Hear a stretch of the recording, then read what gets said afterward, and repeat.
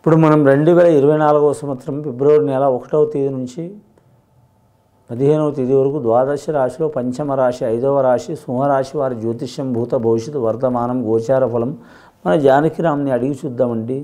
చూడు, హిందూ ఛానల్ తరపు నుంచి జానకిరామ్ గారి జ్యోతిష్యం కరెక్ట్. జానకిరామ్ సింహరాశి వారి జ్యోతిష్యం ఎలా ఉందో చూడు.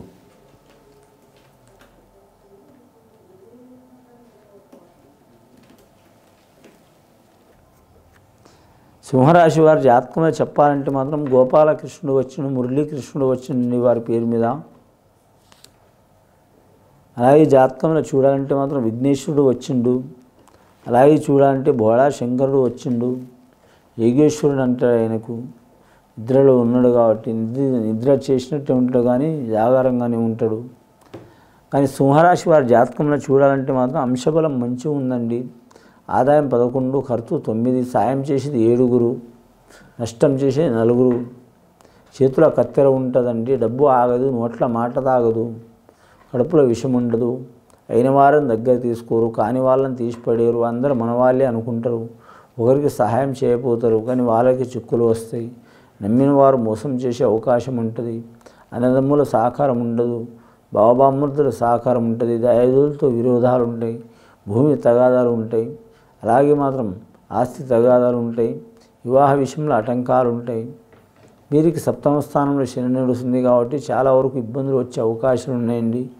ధన విషయంలో, ఆరోగ్య విషయంలో, కుటుంబ విషయంలో, పర్సనల్ లైఫ్లో, సంతాన విషయంలో, అలాగే మాత్రం చూడాలంటే మాత్రం చేసే వృత్తి విషయంలో ఇబ్బందులు ఉంటాయి.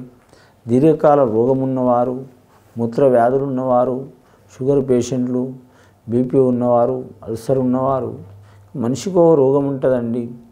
మానవుడికి రోగం లేని మానవులంటూ ఎవరు లేరు ప్రపంచంలో. 90% ఉన్నది. ఏ రోగం లేకపోయినా కూడా మనోరోగం ఉన్నవాళ్ళు ఉన్నారు.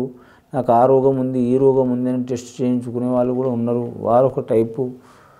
కానీ నాలుకకో రుచి అన్నారు, మైండ్కి ఒక్కో బుద్ధి అన్నారు, జిహ్వకో రుచి అన్నారు, పుర్రెకో బుద్ధి అన్నారు. అటువంటి స్వభావాలు ఉంటాయి. కాబట్టి ఆరోగ్య విషయంలో జాగ్రత్తగా ఉండాలి. ముఖ్యంగా కిడ్నీలకు మాత్రం ఎఫెక్ట్ వచ్చే అవకాశాలు ఉన్నాయి. అలాగే మాత్రం కొందరు అన్ని అలవాట్లు ఉన్న మాత్రం వాళ్ళకి ఏం కాదండి. వాళ్ళ శరీరంలో ఏ పార్టీకి ఏం కాదు.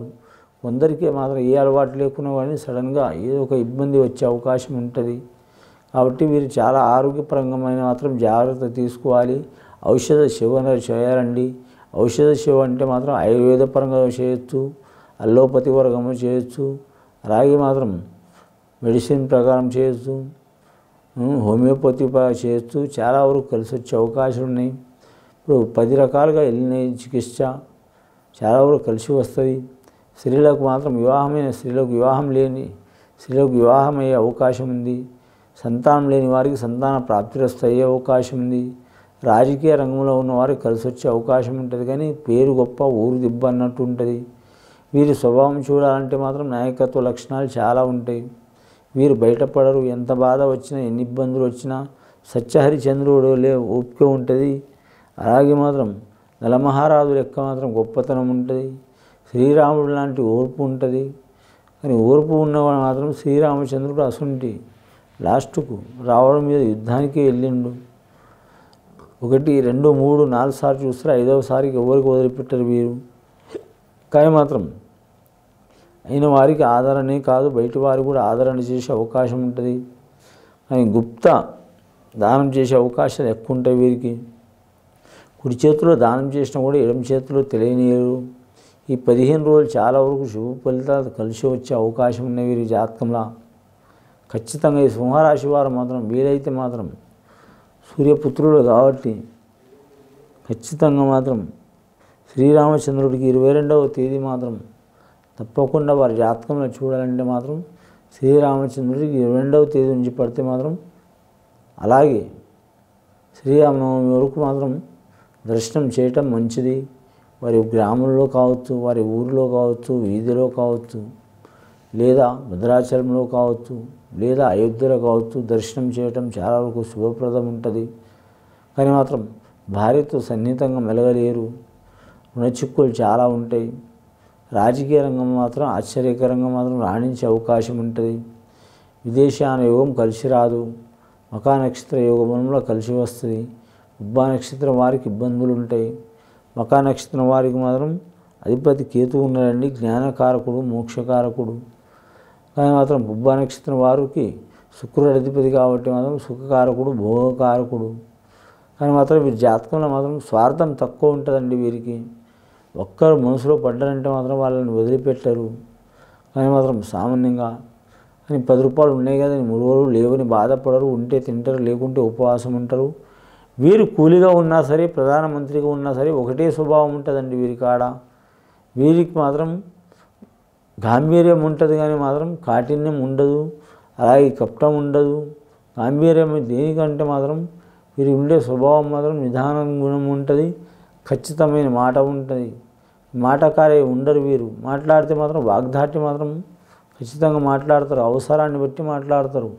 వారి అవసరం కాదు, ఎవరి అవసరమైనా సరే ఎవరైనా వారికి సలహా అడిగితేనే ఖచ్చితంగా మాత్రం వారు ప్రశ్న వేస్తేనే వీరు సమాధానం చెప్తారు తప్ప అడిగిన వారికి లేనిపోని సమాధానాలు చెప్పి తికమక చేసి వీరు ఇబ్బందులు పడే స్వభావం ఉండదు.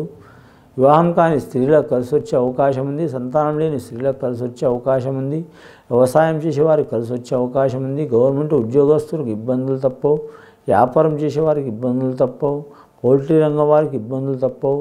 అలాగే మాత్రం నర్సరీ రంగం వారికి కూడా ఇబ్బందులు తప్పవు.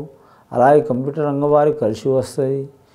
కానీ కార్మిక రంగం వారికి, లేబర్ రంగం వారికి మాత్రం కలిసి వచ్చే అవకాశం ఉంటుంది. పెద్దల ఆస్తి కూడా కలిసి వచ్చే అవకాశం ఉంది. భూమి తగాదా, రుణ తగాదా ఉన్నవారికి తప్పకుండా తొలగిపోతాయి. అన్నదమ్ములతో మాత్రం విరోధాలు తప్పవండి. అందరూ వారు రాజుకు ఉండటం చాలా మంచిది. ఒకప్పుడు 100 మందికి మీరు న్యాయం చేసిన వారు, ధర్మం చేసిన వారు, దారి తీర్చిన వారు, వీరే మాత్రం ఇతర న్యాయం అడిగే అవకాశం వస్తుంది. జాగ్రత్తగా ఉండాలి. విధి అనేది విధాత కూడా వదిలిపెట్టలేదండి మనం మనుషులు ఎంత. కాబట్టి మాత్రం చాలా జాగ్రత్తగా ఉండాలి. ఈ పేరు మీద మాత్రం చూడాలంటే మాత్రం ఖచ్చితంగా ఆదివారం మంచిది. Lucky number 1. స్టోన్ వాడటం వీరు మాత్రం ఖచ్చితంగా మాత్రం వీరు గులాబీ రంగు కలర్ స్టోన్ వాడటం చాలా మంచిదండి. కలిసి వచ్చే అవకాశం ఉంటుంది వీరి జాతక బలానికి. అలాగే ధన విషయంలో మాత్రం జాగ్రత్తగా ఉండాలి. గులాబీ రంగు అంటే దాంట్లో కూడా 2-3 రకాలు ఉన్నాయండి. లేత గులాబీ రంగు వాడటం చాలా మంచిదండి. వీరి జాతకంలో అన్నదానం చేయటం, గోదానం, భూదానం, వస్త్రదానం, ధనదానం, ధాన్యదానం చేయటం కూడా మంచిది. వీరి జాతకంలో చూడాలంటే మాత్రం ముఖ్యంగా కొన్ని సంవత్సరాల నుంచి పడుతున్న చిక్కులు, చికాకులు, దారిద్ర్య బాధలు తొలగిపోయే అవకాశాలు ఉన్నాయి. నమ్మిన వారు సాయం చేసే అవకాశం ఉంది. పెద్దల ఆస్తి కలిసి వచ్చే అవకాశం ఉంది. ప్రయాణ విషయంలో జాగ్రత్తగా ఉండాలి. కానీ మాత్రం ఆకస్మికంగా ప్రమాదాలు, చిక్కులు, చికాకులు వచ్చిన వారికి అవి తప్పిపోయే అవకాశం ఉందండి. ఈ సింహరాశి వారి గృహం నిర్మాణం, కట్టడం కానీ, కొనడం కానీ, తీసుకోవడం కానీ అచ్చుబాటు ఉంటుంది. కానీ కట్టడానికి మాత్రం టైం పడుతుందండి. వీరి కోట్లు ఉన్నా కూడా మాత్రం ఆ ముహూర్తం రాలేదు. ముహూర్తం వచ్చిందంటే తిరుగు ఉండదు. వీరి జాతకాన్ని చూడాలంటే మాత్రం పెద్దల మాట ఆచరించే అవకాశం ఉంటుంది. పిల్లల మాట కూడా వినే అవకాశం ఉంటుంది. అయినవారు కదా నెత్తిని తీసుకోరు, కాని వారిని తీసిపడేయరు. అందరు నా వల్లే అనుకుంటారు. గత కొన్ని సంవత్సరాల నుంచి పడుతున్న చిక్కులు, చికాకులు వెళ్ళిపోయే అవకాశాలు ఉన్నాయండి.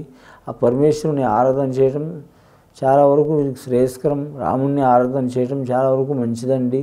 ఇది విని చూసి ఆచరించే వారికి గొప్ప ఫలితాలు కలుగుతాయండి. శుభం భూయాత్.